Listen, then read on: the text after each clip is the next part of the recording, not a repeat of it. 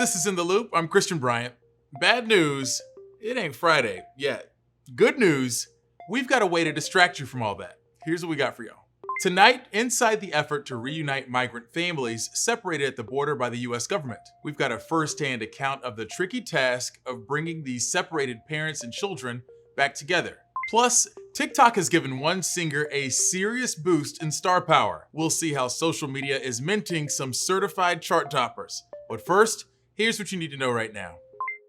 President Biden took a new step today to address the surge in reported attacks against Asian Americans and Pacific Islanders in the US. My message to all of those who are hurting is we see you. And the Congress has said we see you.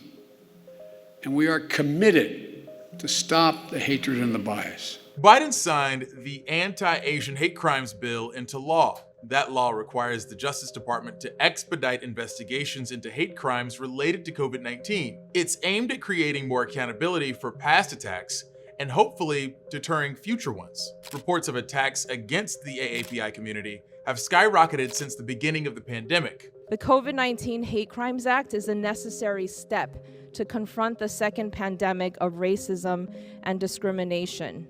We cannot mend what we do not measure. The new law also aims to make it easier to report hate crimes at the local and state levels, in part by offering online resources in multiple languages. Today, the Israel Security Cabinet approved a ceasefire in Gaza. According to Egyptian officials who have been mediating the talks, both Hamas and Israel agreed in principle to stop the strikes. It comes after international pressure was mounting to end the violence, which reignited more than 10 days ago. The details of the negotiation are still fuzzy, but Israel did make one thing clear. If Hamas continues to fire rockets into Israel, it will fight back, canceling the ceasefire immediately. Basically, the immediate violence might stop, but it's still a long way from a lasting solution. It's stories like this next one that really shows why many Black folks feel distrust toward police departments. Ronald Green was killed after a police pursuit by Louisiana state troopers back in 2019. His story is just making headlines today because the Associated Press acquired and released parts of the body camera footage from that incident. Authorities had refused to release it for nearly 2 years. Green, who was a barber, failed to pull over for an unspecified traffic violation. We want to warn you, the video is tough to watch. We'll just play a few seconds here. I'm scared. I'm your brother. I'm scared. In the footage, troopers can be seen tasering, punching, and dragging Green. At one point, one trooper even turned off his mic so you can't hear what's being said. The cause of Green's death remains unclear, but graphic pictures released by his family showed serious bruising and cuts to his face and head. At first, police told Green's family he died crashing into a tree during the police chase. Later, state police released a one-page statement acknowledging only that Green struggled with troopers and died on his way to the hospital. Initially, state police defended the officers' actions, saying they were, quote, awful but lawful. Use of force experts who've now seen this newly surfaced video say there's no way. When a person is on the ground, prone, with their hands behind them, and in this case his feet were manacled, if he's not kicking, he's not fighting, no force can be used. Green's family has filed a federal wrongful death lawsuit, and there's also an ongoing federal civil rights investigation. He didn't stand a chance. Roddy didn't stand a chance. And he wasn't going to live to tell it. They made sure of that. As for the troopers involved, one was suspended without pay for 50 hours. Another was arrested in connection to violations in a separate police pursuit. A third trooper died in a single vehicle crash back in September. At least 6 troopers responded to the scene, but not all of them had their body cameras on. On Wednesday, the Louisiana State Police said the release of the video was premature. It's worth noting that the department has a long history of excessive force and civil rights violations. Earlier this month, the Biden administration announced that it'd be reuniting migrant families separated under President Trump's zero-tolerance policy. Dozens are on deck for reunification, while more than 1,000 others are still waiting for their chance to be with loved ones some of them haven't seen in years. But in many cases, reuniting these families is a very tough task. Newsy's Shira Tarlow gives us a look inside the search for parents separated from children at the U.S. southern border. Sandra Ortiz and Brian Chavez are among the 4 migrant families recently reunited in the U.S. by the Biden administration. The reunion came nearly 4 years after they were separated by the Trump administration as part of an effort to deter illegal immigration. More than 1,000 families have yet to come back together, and Newsy has learned at least 36 families will get the chance to reunite in the coming weeks. I'm hopeful that within the next 3 or 4 weeks, we will see another 36 families come back. Liga Learned is the lead counsel in an ongoing class action lawsuit the ACLU brought against the Trump administration's family separation policy. It's in settlement negotiations with the Biden White House. The Biden administration says these initial reunions are just the beginning of an ongoing effort to unravel Trump's zero-tolerance policy. The measure was officially in place from April to June 2018, though a pilot program started a year earlier separated some families too. More than 4 years after these measures, the whereabouts and status of many families remain far from clear. The record keeping for the families that the government deported was very poor. Kathleen Karen founded Justice in Motion, the court-appointed organization leading the effort to find and reunify families separated at the U.S.-Mexico border. In some cases, the full names and exact locations of deported parents were not recorded. The worst record keeping was Jose sent back to Guatemala. And almost 3 years into this, we're still searching. Initial searches began after the policy was reversed in 2018, and Dora Milera, an attorney working with the nonprofit, has been scavenging Honduras for dozens of parents separated from their children. Aquí vamos subiendo ya la montaña, entramos a calle de tierra. Por fin llegamos a la comunidad donde vive el padre que andamos buscando. Her quest often starts with little information, just the name of the child and the parent's last known location. She'll travel there and talk with community members, hoping someone will offer a clue. Tal vez los padres solo dieron una aldea, una ciudad, no dieron una dirección exacta. Algunos padres salieron del país por problemas de seguridad, entonces es un paso a paso, es casi una investigación de cero, ¿no? Some parents don't want to be found. They're hiding from the danger they tried to escape years ago by crossing into the U.S. Others live in remote areas that are hard to reach. More commonly, they just don't trust her. Uno de los casos que más me motivó realmente fue que cuando llegamos, hablamos con el papá. Él no había tenido acceso a comprar internet para poderse comunicar con el hijo. Conectamos la llamada del papá con el hijo y cuando ellos se reunieron, llegó la mamá, llegó la hermana, fue una emoción bastante grande porque tenían tiempo de no verlo y de hecho una de las impresiones que tuvo la hermana fue de wow, ¿cuánto has crecido? Keldy Mabel Gonzalez Brebe de Zaniga recently reunited with her sons in the U.S. They were separated at the border nearly 4 years ago. Reuniting with her sons, Mino and Eric, required traveling across the border. A sign of hope for a better future, but a painful reminder of her family's greatest trauma. She was really scared that she was just going to be detained at the U.S. border. There is fear, right? Like, it's hard to coach Geldi into trusting a government that separated her from her children. Shira Tarlow, Newsy, Washington.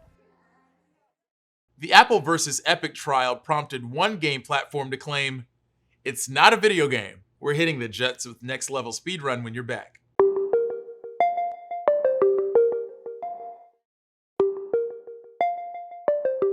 This isn't a news show, this is a news experience. Tonight we're stepping into the world of tech and other fluid descriptors with one of our favorite segments, Next Level Speedrun, starting with this. We knew the Apple versus Epic trial over Apple's App Store dominance was going to make things weird for the gaming industry, but we didn't see this one coming. The trial has led one major gaming platform to deny it hosts video games at all. Roblox is a massive online space where users can build, share, and play little video games, or at least things that were called games. This week, Roblox scrubbed the word games from its site, rebranding its user-created content as experiences. A bit of context here. That shift comes after Epic Games, the studio behind Fortnite, questioned in court why Roblox's platform didn't adhere to the same stringent rules Apple places on other iOS game stores. Apple shot back by drawing a line between Roblox's experiences and Epic's full-fledged games. And it seems like Roblox is happy to play ball with that distinction to avoid drawing any further heat from gaming companies. As a reminder, this whole dispute started after Epic complained about Apple's tight grip on its App Store. But at this rate, who knows where this thing will end up? I'm half expecting Mario to take the witness stand at some point. Mario, like Super Mario. Super-powered graphics cards are the lifeblood of PC gaming, but lately card makers have started to put limits on what their cards can do, all in an effort to make sure gamers can get their hands on them. Graphics card maker Nvidia says the latest line of graphics cards will be marked as light hash rate in an effort to keep crypto miners from snapping up these cards en masse. These new cards will still power games normally, but are deliberately less efficient when running the kind of calculations used in mining cryptocurrency. Crypto mining at scale requires a lot of computing power, and graphics cards are some of the strongest consumer computing hardware out there. A spike in demand for powerful cards has left the PC gaming world struggling to compete with wealthy crypto miners. It's worth noting Nvidia isn't turning its back on the crypto community. It's also producing bespoke computing devices that are more efficient for miners. Everyone wins, except maybe the planet. Listen, this is a show that tries to have a little something for everyone, including fans of the cult classic game TimeSplitters. To that end, hey, they're bringing TimeSplitters back. Time to split! I'll get the next one. TimeSplitters shares common genes with popular shooters of the time like GoldenEye and Perfect Dark, but with a much wackier story about time-traveling antics. The last entry in the series came out in 2005. A much-rumored fourth TimeSplitters game never manifested. Now, publisher Deep Silver confirmed its refounded shuttered studio Free Radical to develop a new TimeSplitters game. Work hasn't started on the game yet, but the new studio does include franchise veterans Steve Ellis and David Doak. Video games have come a long way since the last TimeSplitters came out, and it's an open question whether the franchise can move with the times. But hey, as long as they can bring back stuff like the Deer Haunter, I'm on board. I don't remember much about getting my driver's license. That was 17 years ago, and 4 years of college really scraped away a lot of those memories. What I do know is that the week after I got my license was considerably less dramatic than what Olivia Rodrigo went through. I mean, damn. Anyway, Homegirl's getting ready to drop her debut album tomorrow, which will cap off a months-long run of her being a part of our pandemic zeitgeist. Newsy's Casey Mendoza has more.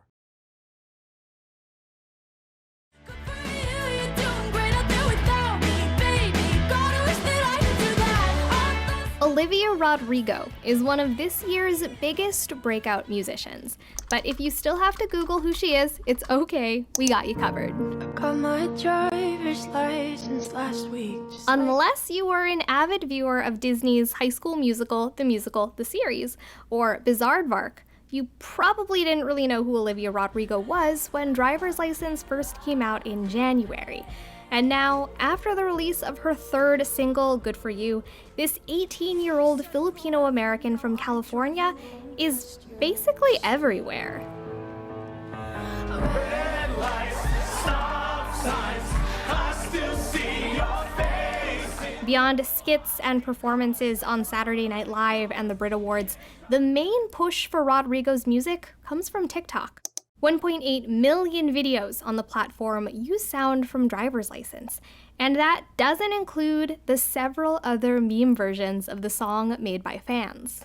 In January, her breakthrough single set the Spotify record for most streams in a single day for a non-holiday song. Several hundred of those 11.5 million streams might have been from me. And then in April, Rodrigo's second single, Deja Vu, debuted straight into the number 8 spot on the Billboard Hot 100, making her the first musician in history to have their first two singles land in the top 10. Rodrigo's viral work over the past couple months culminates in Sour, her debut album releasing Friday, May 21st. Keith Mendoza, Newsy, Chicago. Look, if y'all want to have a sour listening session, y'all know how to find me.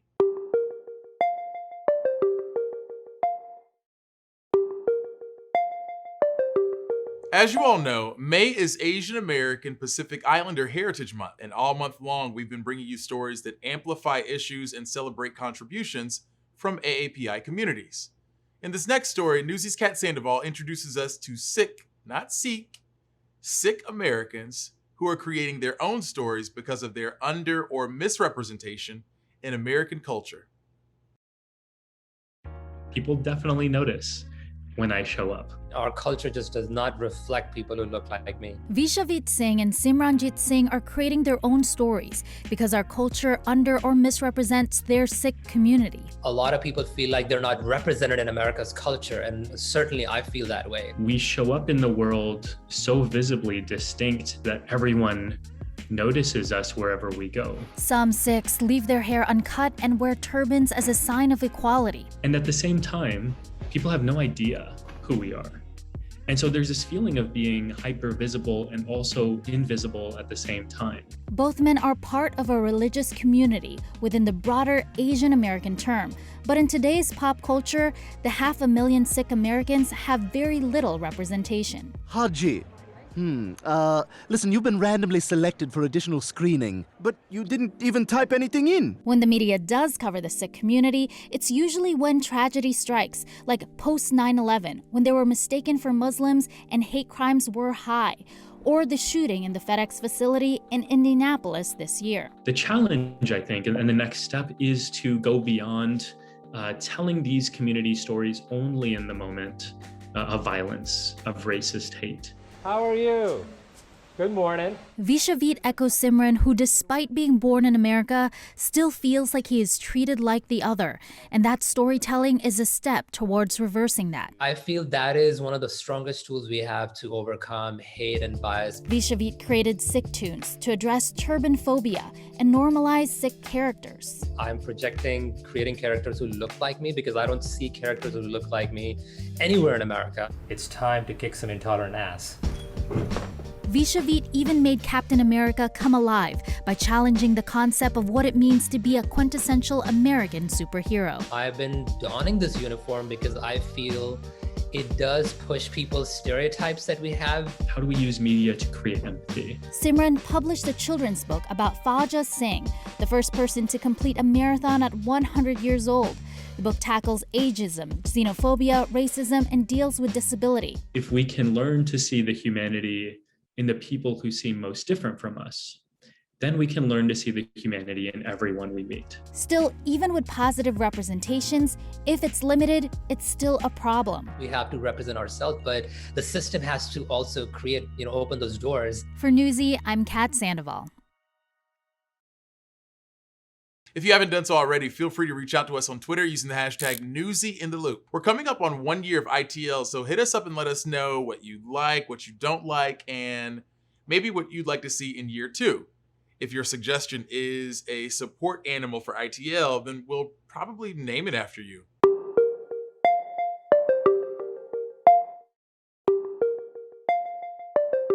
Nearly 40% of the US population is fully vaccinated, but there's some concern about how long the shots will offer protection. But don't get all in a tizzy about a third shot or a booster shot just yet. Newsy's Lindsay Thies spoke to experts who say it's too early to tell whether Americans will need a third dose. We've heard one thing from the COVID vaccine drug makers. Booster shots are coming. The variants will play a key role. I want to make sure there are boost vaccines available in the fall so that we protect people. But some scientists say not so fast. Let's kind of calm down that dialogue just by looking carefully at the studies. Dr. Monica Gandhi is an infectious disease specialist in San Francisco. She says as case numbers go down, we should not expect to see as many variants of the virus. We have heard so much about variants that we think this coronavirus mutates really quickly.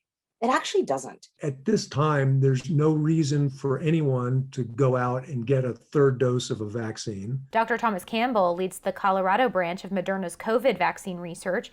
He says only time will tell, although variants like the one first found in South Africa may seem to drive the need for a booster. Science can put that in check. It's a very low proportion of all new infections. We have other variants here, but the other variants that are here are covered well by the existing vaccine. It's also important to consider research on something called immunogenicity, which is how the immune system responds in the real world, outside lab settings. There's two arms of the immune system. One arm produces something called B cells, which produce antibodies, and another produces T cells, more specific to a virus. If either are not seeing the virus, the B and T cell counts go down over time, but they also make something called memory B cells and memory T cells. And if they get stimulated, if they see anything that looks like this virus again, they also replicate, come roaring out, and kill the virus. Early research shows recovered COVID patients and vaccinated people not only had those memory B and T cells months after the vaccine, but that they should stick around long term. One study called the memory B cell response, quote, robust and likely long-lasting. Experts tell Newsy more research will help. So far, the World Health Organization says there's not enough data about the long-term immunogenicity of the COVID vaccines out there with emergency approval. Lindsay Thies, Newsy, San Francisco. That's it for us, gang. As always, thanks for watching. We'll be back next week for more In the Loop. Same time, same place. Top stories from Newsy are headed your way right now.